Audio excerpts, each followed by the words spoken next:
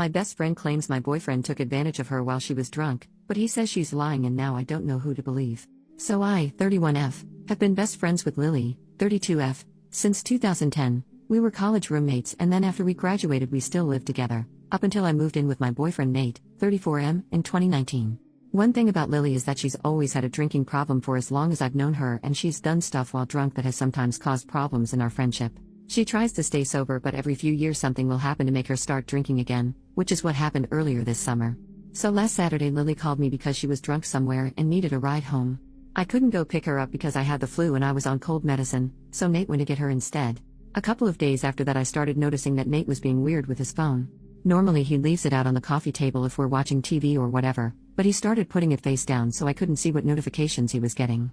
My first thought was that he was trying to plan a surprise, and because of the timing I thought that maybe Lily was helping him. Yesterday I saw Lily and I told her that Nate was being sneaky all of a sudden and asked her if he said anything about maybe proposing soon. She asked me if I looked through his phone and I said no. Lily started crying and told me that she and Nate hooked up in his car the night that he came to pick her up. Her excuse was that she was really drunk and didn't fully know what she was doing. She said she'd been texting him since, telling him that he needed to tell me what happened or else she was going to. I asked Lily to show me the texts, but they were all in Signal, which deletes messages after a day, so all I could see was that she and Nate had a chat thread but nothing that they said. I told her to text Nate in front of me so I could see what he said, and she did, but we got no read receipt and so no response at all, so it didn't prove anything. I asked Lily if she was sure she wasn't so drunk that she maybe imagined it or thought a dream was real, and she absolutely lost her cool on me and said that she knows that she's horrible when she drinks but that she's not freaking delusional and she doesn't make crap up. She said that I could believe her or not and it's my choice, but she was telling me the truth. I said I needed to go home and talk to Nate. So when I got home I confronted Nate with what Lily had said, and he acted shocked and denied that anything like that had happened at all and said he didn't know why she'd think so or say so. He said that he had just given Lily a ride home and the only thing that happened was that they talked about how he and I had been together for a long time and how we should get married already. He admitted they were talking on Signal the next couple of days, but he said that it was about exactly what I thought, that he was asking her about engagement rings and what kind of proposal I would want. Nate replied to Lily's message from before asking her if she made up a story about them hooking up to not ruin the surprise about his proposal, and she texted him back that there was no proposal and to stop playing dumb. So then Nate called her pretending like I wasn't in the room and told her that she needed to stop whatever she was trying to do because we were on the verge of breaking up and he'd rather just have the surprise be ruined, but Lily just kept telling Nate to stop lying until he got angry and hung up on her. I really didn't know what to think and I still don't. Right now Nate is really upset and not really talking to me much. He says that it's bad enough that Lily acted insane and ruined his plan to propose, but it's even worse that I believed her lies even a little and would think that he would ever cheat on me. Lily texted me saying she was sorry, but otherwise I haven't talked to her either. I don't want to think that Nate would cheat on me or that he'd take advantage of Lily if she was that drunk, but I feel like I can't be 100% sure because I've known Lily for 13 years and I also just can't believe that she'd lie to me about something this important. And I know that she does have a drinking problem, so I can believe that she'd sleep with my boyfriend if she was drunk out of her head. She's done some pretty awful things in the past when she's been drunk. I don't want to wrongly accuse Nate of something he didn't do, but I don't want to be an idiot. Edit. I'm not sure what I expected coming here, but I think what I initially wanted was just a sounding board for who sounded more believable. But someone gave me the tip that you actually can recover messages from Signal, so when I have a chance later tonight, I'm going to try to do that to see if I can get some actual proof of what happened. But so far I haven't talked to anyone else about this though. I really just don't want to spread around what did or didn't happen to the rest of my friends or family without actually knowing for sure. Relevant comments. What else has Lily done to you while drunk? OP, so in the past when she's been drunk, Lily's blacked out and started fights with me or other people. She'll say really out of line insulting things. She's kicked people out of our apartment because she didn't remember inviting them in. She's accused me of stealing clothes from her because I was wearing an outfit that looked like something that she also owned, that kind of thing. She's never hooked up with anyone that I was dating, but she's definitely hooked up with guys that she knew I was interested in. Commenter number 2. Who has the greater motivation to lie here, Nate or Lily? Lily did have a big problem with Nate when we first got together, and she was really upset when I moved out of our apartment to move in with him. I could see her still being angry about it or still not liking him but just not saying anything. From what Nate said, they weren't making the plans on Saturday, but Lily brought up that it's been 7 years and asked why we're not married yet, and then the day after he asked her about rings. Commenter number 3. What is her reason for not liking him? So at the time she was in one of her longest stretches of being sober, and she said that I was abandoning her for some guy when she needed my support the most.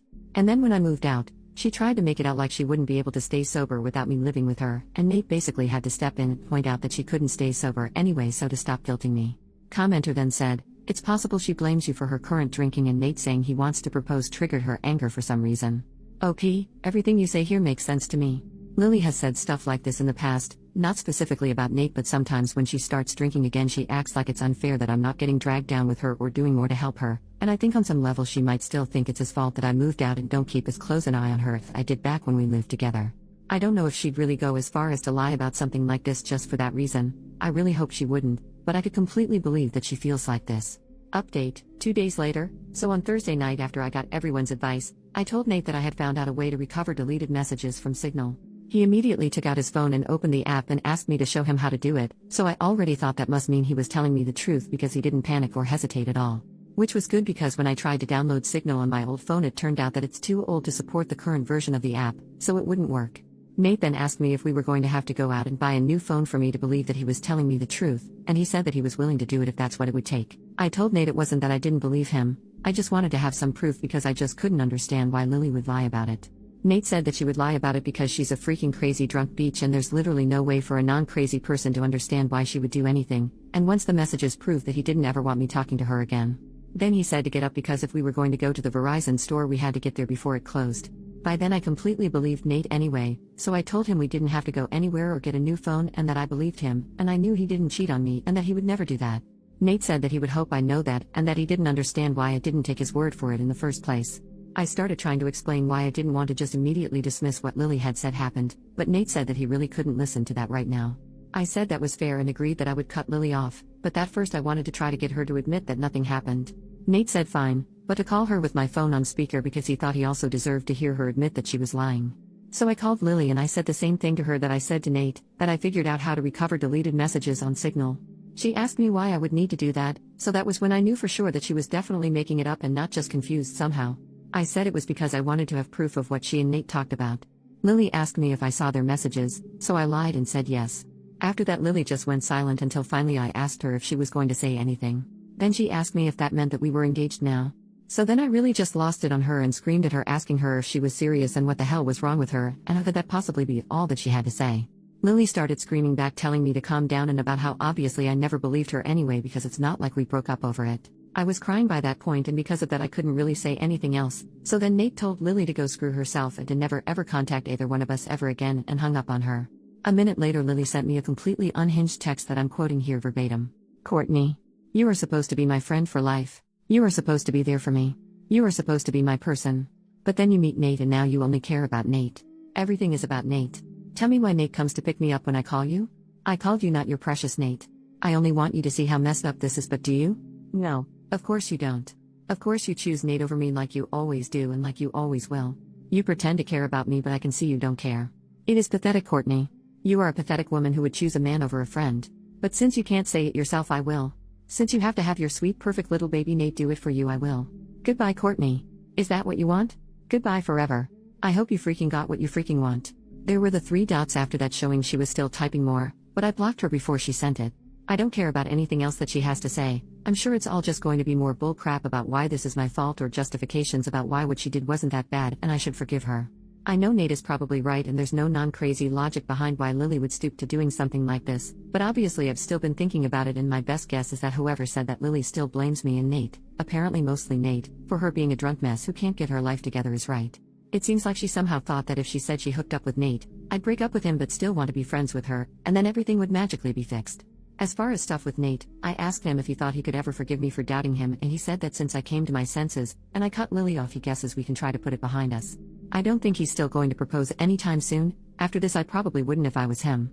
And from what Nate said, he didn't actually do any planning yet other than asking Lily about rings and if I think a public proposal was tacky or not. All he was doing so far was trying to get ideas without me knowing he was talking to her about it. So just based on that I think probably it's not going to happen for a while if it still does at all. Also thanks to everyone for the advice and support. I know I didn't respond to many comments but I really did appreciate everyone who cared enough to want to help. New update, 1 year later. I haven't logged into this account for about a year, but I got a few messages asking for an update, so here it is. I'll keep it as short as I can. Unfortunately I have nothing good to report. It turned out that whatever was going on with Lily that caused her to make false accusations about Nate was the beginning of some kind of a psychotic break. After I blocked her she made a whole bunch of fake accounts and started sending me completely unhinged crap about how I ruined her life and threatening to get revenge on me and Nate. This went on for literally months with her sending me dozens of messages a day. I found out from other friends that she was making multiple posts on Facebook every day that were semi-coherent rants about how much she hated me and how I was evil and ruined her life intentionally. I tried to talk to the police 2 different times to get a restraining order because I was afraid that Lily was going to show up at our apartment and attack me or Nate. I literally even got a front door camera because I was so scared that she was going to hurt us. The police said that because Lily wasn't threatening actual violence, she was just a nuisance and they couldn't do anything. They acted like I was an idiot because it isn't illegal to talk crap on Facebook, and they basically told me to just keep blocking her whenever she made a new account and eventually she'd get bored and move on. Then finally there was an incident where someone broke the windshield of Nate's car while he was parked at his work. I guess it could have just been a random act of vandalism because this wasn't the only car that got windows broken, but at the time I was 100% sure it was Lily, so I went to the police again. Eventually an officer went to talk to Lily, and she said she didn't touch Nate's car, and again I have no proof that she did. But after the police talked to her, Lily got put into a psych ward for a week because apparently her apartment was filthy and she was drunk out of her mind 24/7 and a danger to herself. I have not heard anything from Lily after she left the psych ward. I don't know if she was diagnosed with something or if she's medicated now or what. I found out that she moved in with her dad, who thank God lives in a different state. I look at her social media every so often to make sure she's not posting about me again and that she's nowhere around me. I haven't mentioned Nate much in this update, and that's because we're no longer together. He broke up with me after the windshield incident because he couldn't handle being constantly harassed by Lily, and to be honest I don't think he ever forgave me for not taking his side immediately when everything started. It really hurt, but I can't blame him. I tried to talk to him about fixing things between us after Lily was gone, but he just wasn't interested. And so that's that. Sorry it wasn't a super positive update, but life goes on, I guess.